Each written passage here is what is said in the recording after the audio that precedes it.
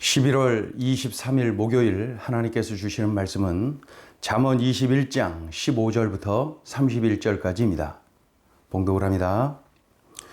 정의를 행하는 것이 의인에게는 즐거움이요 죄인에게는 패망이니라. 명철의 길을 떠난 사람은 사망의 회중에 거하리라. 연락을 좋아하는 자는 가난하게 되고 술과 기름을 좋아하는 자는 부하게 되지 못하느니라. 악인은 의인의 속전이 되고 사악한 자는 정직한 자의 대신이 되느니라. 다투며 성내는 여인과 함께 사는 것보다 광야에서 사는 것이 나으니라. 지혜 있는 자의 집에는 귀한 보배와 기름이 있으나 미련한 자는 이것을 다 삼켜 버리느니라. 공의와 인자를 따라 구하는 자는 생명과 공의와 영광을 얻느니라. 지혜로운 자는 용사의 성에 올라가서 그 성이 의지하는 방벽을 허느니라. 입과 혀를 지키는 자는 자기의 영혼을 환난에서 보전하느니라.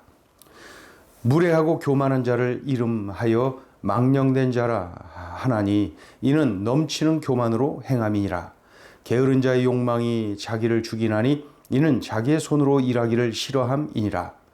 어떤 자는 종일토록 탐하기만 하나 의인은 아끼지 아니하고 베푸느니라. 악인의 재물은 본래 가증하거든 하물며 악한 뜻으로 드리는 것이랴. 거짓 증인은 패망하려니와 확실히 들은 사람의 말은 힘이 있느니라. 악인은 자기 얼굴을 굳게 하나 정직한 자는 자기의 행위를 삼가느니라. 지혜로도 못하고 명철로도 못하고 모략으로도 여호와를 당하지 못하느니라. 싸울 날을 위하여 마병을 예비하거니와 이김은 여호와께 있느니라. 아멘. 잠언 10장부터 22장까지는 이 솔로몬의 잠언으로 알려져 있지요. 어떤 특정한 주제를 가지고 다루기보다는 지혜로운 사람은 어떠한지 또 미련한 사람은 어떠한지를 대조적으로 아주 여러 가지를 생활 속에서 우리들이 겪을 수 있는 여러 가지들을 그렇게 대조적으로 표현하고 있는 내용이 계속되고 있습니다. 15절을 보시면은 정의를 행하는 것이 의인에게는 즐거움이요 죄인에게는 패망이니라. 지혜로운 사람은 분별력, 판단력, 선택 능력이 있기 때문에 불의가 아닌 정의를 행합니다. 당연하죠? 그것이 당연하고 즐거움입니다. 물론 미련한 사람은 불의와 정의를 구분을 못하니 불의를 행하고 패망하게 되는 것이죠. 참 미련한 겁니다. 미련이 이렇게 참 그 결과를 가지고 온다는 거예요. 그러니 지혜가 얼마나 소중한지를 우리들이 또 깨닫게 됩니다. 16절 명철의 길을 떠난 사람은 사망의 회중에 거하리라. 이 지혜로운 사람은 명철의 길을 갑니다. 즉 하나님을 경외하고 의로운 삶을 사는 것. 그러나 명철의 길을 떠난 미련한 사람은 하나님의 심판을 받아서 영벌의 길로 가게 되는 것이죠. 17절입니다. 연락을 좋아하는 자는 가난하게 되고 술과 기름을 좋아하는 자는 부하게 되지 못하느니라. 그러니까 미련한 사람은 호화스러운 생활, 방탕한 생활, 사치스러운 생활 이런 것들에 빠져서 재물을 다 잃어버리게 된다는 것이죠. 지혜자는 이런 것들을 철저하게 경계를 하게 되고요. 18절입니다. 악인은 의인의 속전이 되고 사악한 자는 정직한 자의 대신이 되느니라. 악인은 의인을 구하는데 도구로 쓰여집니다. 대신해서 환난에 빠지는 거죠. 예를 들면 이스라엘 백성을 구원하실 때에 애굽의 장자가 모두 멸망하지 않습니까? 홍해를 건널 때도 바로와 군대가 홍해에 빠져 모두 멸망하지 않습니까? 미련하여서 하나님을 대적하니까 하나님의 구원 사역에 이 악한 역할로 도구로 쓰임받게 되는 거죠. 자, 이제 또 19절을 봅니다. 19절 다투며 성내는 여인과 함께 사는 것보다 광야에서 사는 것이 나으니라. 이 미련한 여인과 사는 것은 너무도 커다란 고통이다. 물론 지혜로운 여인과 사는 것은 축복이고 하나님의 선물이다. 그러니 결혼에 신중하고 무엇보다 지혜로운 사람을 달라고 기도해야 되는 것이죠. 20절입니다. 지혜 있는 자의 집에는 귀한 보배와 기름이 있으나 미련한 자는 이것을 다 삼켜 버리느니라. 이 17절과 같은 의미가 아니겠어요? 미련한 사람은 호화스러운 생활, 방탕한 생활, 사치스러운 생활에 빠져서 재물을 다 잃어버린다는 거예요. 물론 지혜자는 이런 것들을 경계를 하게 되는 그러한 모습이죠. 21절입니다. 공의와 인자를 따라 구하는 자는 생명과 공의와 영광을 얻느니라. 그러니까 지혜자는 정의와 신의를 따라서 삽니다. 그래서 존경을 받고 복을 받습니다. 하나님이 복을 주실 수밖에 없는 삶인 것이죠. 22절입니다. 지혜로운 자는 용사의 성에 올라가서 그 성이 의지하는 방벽을 허느니라. 그러니까 지혜가 있으면 용사들이 지키는 성에 올라가서 그들이 지키는 강력한 요새까지 허물어뜨리는 거예요. 하나님이 주시는 지혜는 어떤 권력, 어떠한 재물보다도 가치가 있고 탁월하다. 이것을 강조한 내용입니다. 23절입니다. 입과 혀를 지키는 자는 자기의 영혼을 환난에서 보전하느니라. 그러니까 말을 통하여서 범죄하는 자는 하나님의 징계를 받습니다. 그러나 지혜자는 말을 할 때 신중하고 진실할 수밖에 없죠. 분별하고 판단을 올바로 할 수 있으니 말이죠. 24절입니다. 무례하고 교만한 자를 이름하여 망령된 자라 하나니 이는 넘치는 교만으로 행함이니라. 그러니까 교만하고 잘난 체 하는 자는 남을 깔보고 무례한 행동을 하지요. 이 미련한 자일 뿐입니다. 25절. 게으른 자의 욕망이 자기를 죽이나니 이는 자기의 손으로 일하기를 싫어함이니라. 그러니까 게으른 자는 일을 하지 않고 일확천금을 노려요. 헛된 욕망을 품고 있어요. 결국 얻지를 못하고 멸망하게 되지요. 게으른 자는 결국 지혜 없는 미련한 자일 뿐입니다. 미련해서 그런 거예요. 26절입니다. 어떤 자는 종일토록 탐하기만 하나 의인은 아끼지 아니하고 베푸느니라. 미련한 자는 탐욕의 눈이 어두워서 그저 자신의 배만 채우려고 합니다. 그러나 지혜자는 하나님이 무엇을 좋아하시는지, 하나님이 무엇을 원하시는지를 알기 때문에 베풀고 섬기고, 그렇죠? 물론 하나님이 더욱 크게 부어주시는 은혜도 누리게 되지요. 27절입니다. 악인의 재물은 본래 가증하거든 하물며 악한 뜻으로 드리는 것이랴. 하나님께 드리는 재물은 정당한 방법으로 마련된 것이어야 합니다. 동시에 진실한 마음으로 하나님께 드려져야 된다는 것을 강조하고 있습니다.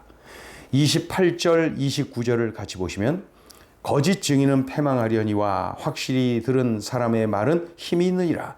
악인은 자기의 얼굴을 굳게 하나 정직한 자는 자기의 행위를 삼가느니라. 이 28절, 29절을 보면은 미련한 자는 지금 자신이 하나님 앞에 있다는 사실을 모르는 사람입니다. 내가 지금 하나님 앞에 있지 이 사실을 모르는 거예요. 그래서 거짓 증언을 합니다. 내가 지금 하나님 앞에 있음을 확신한 사람이 이렇게 할 수가 있겠어요? 미련한 자는 하나님 앞에 지금 자신이 있다는 것을 잊어버리고 있는 거예요. 그래서 거짓 증언을 하면서도 얼굴이 뻔뻔스럽습니다. 그러나 지혜자는 나는 지금 하나님 앞에 있지. 이 사실을 알기 때문에 위증이 아니라 진실을 말합니다. 그리고 항상 자신의 행위를 잘 살필 수밖에 없지요. 왜 그래요? 내가 지금 하나님 앞에 있으니, 하나님이 지금 나와 함께 계시니 말이지요. 이 사실을 아는 사람이 바로 지혜자, 지혜자의 삶이, 그 삶의 모습이 그러할 수밖에 없지요. 30절, 31절을 봅니다. 지혜로도 못하고 명철로도 못하고 모략으로도 여호와를 당하지 못하느니라. 싸울 날을 위하여 마병을 예배하거니와 이김은 여호와께 있느니라. 이 지혜로운 사람은 승리의 삶, 축복의 삶은 나의 능력이 아니라 하나님 손에 달렸다. 이 사실을 아는 사람이 지혜로운 사람이에요. 그래서 바로 그 하나님을 철저히 의지합니다. 인간이 아무리 준비하고 아무리 잘 갖췄다 해도 승리케 하시는 분은 오직 하나님이시다. 이 사실을 깨닫고 그것을 인정하고 그 말씀을 바탕으로 사는 사람이 바로 지혜로운 사람이에요. 지혜로운 사람은 이 사실을 알기 때문에 하나님을 의지할 수밖에 없지요. 왜 그래요? 모든 것이 주께 달렸다. 지혜가 참 중요하지요. 지혜가 능력이지요. 지혜가 축복이지요. 그 사실을 오늘도 이렇게 가르쳐주고 계십니다. 자, 오늘 주시는 메시지입니다. 첫째, 지혜 없는 미련한 자의 행위를 늘 경계하라. 지혜 없는 미련한 자는 호화스러운 생활, 방탕한 생활, 사치스러운 생활에 빠지게 됩니다. 그리고 정의를 버리고 불의를 따라 삽니다. 또한 말을 신중하게 못하고 함부로 거짓 증언을 하고 함부로 해치는 말을 하곤 합니다. 그리고 교만하고 잘난 체하고 남을 깔보고 무례한 행동을 합니다. 오늘 본문에 계속 나온 게 뭡니까? 또 게으르고 일은 안 하고 헛된 욕망만 품고 있지요. 그리고 탐욕에 눈이 어두워 자기 배만 채우려 하지요. 또한 결정적으로 자기의 힘으로 모든 것이 가능하다고 이 교만에 빠져 있지요. 그래서 하나님을 의지하지 않죠. 그러니 망할 수밖에. 지혜자는 이런 어리석은 모습을 경계하고 자신을 살피는 자입니다. 이런 모습이 나에게 있는지 지금 살피세요. 이런 모습이 한 방울이라도 묻어 있다면 즉시 지워버려야 됩니다. 오늘 이 말씀을 꼭 기억해야 됩니다. 지혜 없는 미련한 자의 행위를 늘 경계하라. 마귀는 끊임없이 유혹해요. 우리들로 하여금 지혜로운 자의 삶이 아니라 미련한 자의 삶, 그러한 삶을 살도록, 그게 이제 망할 길이니까, 하나님 등지는 길이니까 계속 유혹을 할 겁니다. 그럼에도 불구하고 오늘 주신 이 말씀을 꼭 기억하고 지혜 없는 미련한 자의 행위가 나에게 한 방울이라도 묻어 있다면 그것을 지우고 늘 경계해야 됩니다. 자, 둘째 주시는 메시지입니다. 나에게 지혜 주기를 기뻐하시는 하나님께 간절히 지혜를 구하라. 하나님께 간절히 지혜를 구하라. 이러한 말씀보다도 더 중요한 게 나에게 지혜를 주기를 기뻐하시는 하나님께 간절히 지혜를 구하라. 야고보서 1장 5절이 기억나지 않아요? 1장 5절 6절 계속 이어서 뭐라 그래요? 너희 중에 누구든지 지혜가 부족하거든 모든 사람에게 후히 주시고 꾸짖지 아니하시는 하나님께 구하라. 그리하면 주시리라. 그리하면 주시리라. 그 다음에 6절에 뭐라 그래요? 오직 믿음으로 구하고 조금도 의심하지 말라. 그러니까 오늘 이 말씀을 보면서 생각이 듭니다. 지혜 없으면 큰일 나겠구나. 무엇보다도 하나님께 지혜를 구해야 되겠구나. 다른 어떤 것보다도 우선적으로 내가 지혜를 구해야 되겠구나. 지혜가 있어야 되겠구나. 지혜가 없으면 큰일 나겠구나. 그러한 마음으로 하나님 앞에 간절히 지혜를 구해야 됩니다. 하나님은 더욱이 나에게 지혜 주기를 기뻐하시는 하나님. 그러한 하나님께 간절히 지혜를 구해야 됩니다. 지혜 없으면 큰일 납니다. 오늘 말씀에서 보여주시지요.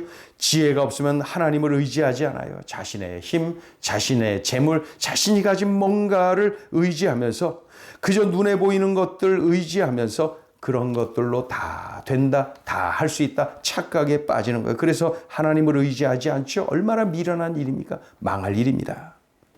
반드시 하나님께 지혜를 구해야 됩니다. 그래야 분별력, 판단력, 선택 능력을 갖춘 올바른 인생을 살아갈 수가 있지요. 그래서 옳은 길, 바른 길, 의의 길, 진리의 길, 축복의 길로 갈 수가 있는 것이죠. 오늘 주신 이 말씀을 꼭 붙잡고 미련한 자, 어리석은 자의 삶이 아니라 지혜로운 자, 그래서 하나님이 그 복을 주시는, 하나님이 들어 쓰시는, 하나님과 동행하는 그 놀라운 은혜의 삶을 우리가 누려야지요. 기도하겠습니다. 하나님 아버지, 지혜가 있어야 되겠습니다. 지혜 없으면 큰일 나겠습니다. 지혜가 없으면 분별력 없고 판단력 없고 선택 능력 없으니 무엇이 하나님의 뜻인지, 어디로 가야 되는지, 누구를 만나야 되는지, 무엇을 해야 되는지 도통 알 수가 없습니다. 하나님, 우리들에게 하나님께서 지혜를 부어 주시어서 지혜자의 삶, 하나님이 복을 주실 수밖에 없는 삶, 옳은 삶, 그러한 삶을 살게 하여 주시옵소서. 오늘 주신 말씀을 꼭 명심하고 그러한 삶을 살게 하여 주옵소서. 예수님의 이름으로 기도 올리옵나이다. 아멘.